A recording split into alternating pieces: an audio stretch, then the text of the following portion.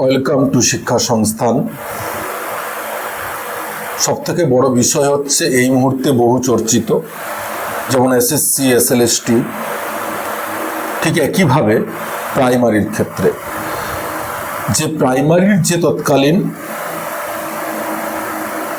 2015 যে পরীক্ষা হয়েছিল তার যে 32,000 প্রাথমিক শিক্ষাক্ষেত্রে নিয়োগ এবং তৎকালীন সময়ে 2025-এ হাইকোর্টের সিঙ্গেল বেঞ্চ এই প্রাথমিক 32,000 শিক্ষক নিয়োগকে দুর্নীতি হয়েছে বলে, পুরো প্রসেসটার প্রবলেম হয়েছে বলে ক্যান্সেল করে, কিন্তু ডিভিশন বেঞ্চ তৎকালীন সময়ে অর্ডার দেয় যে প্রসেস প্রপারভাবে ফলো করা হয়নি ঠিকই, কিন্তু যারা চাকরি করছে তাদের সংসার ইত্যাদি কি হবে, তাই মানবিকতার খাতিরে তাদের চাকরি রেখে দিয়ে যায়।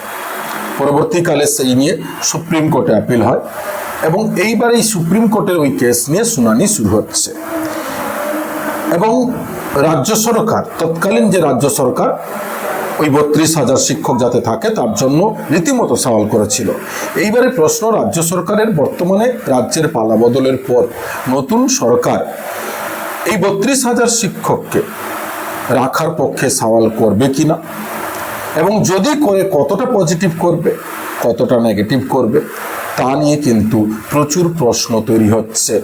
তাই অধিকাংশ বুদ্ধিজীবী মহলে, আইনজীবী মহলে অভিজ্ঞ ব্যক্তিরা বলছেন এই 32,000ও কিন্তু স্কুল সার্ভিস কমিশনের 26,000-এর মতন শেষ পর্যন্ত সুপ্রিম কোর্টে এরও কিন্তু ক্যান্সেল হতে পারে, কারণ মানবিকতার খাতিরে কোনো কিছুই কোনো চাকরির ক্ষেত্রে রাখা যায় না, সেখানে যোগ্যতাই শেষ এবং পুরো প্রক্রিয়া শুদ্ধতাভাবে হওয়া উচিত, সঠিকভাবে পরিষ্কার পরিচ্ছন্ন, ট্রান্সপারেন্ট যাকে আমরা বলি।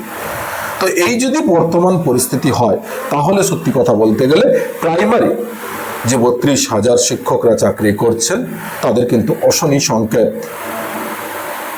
তবে এই বিষয়ে একটা কথাই বলবো, প্রত্যেকে অপেক্ষা করুন, যারা শিক্ষক রয়েছেন তারা ভেঙে পড়বেন না।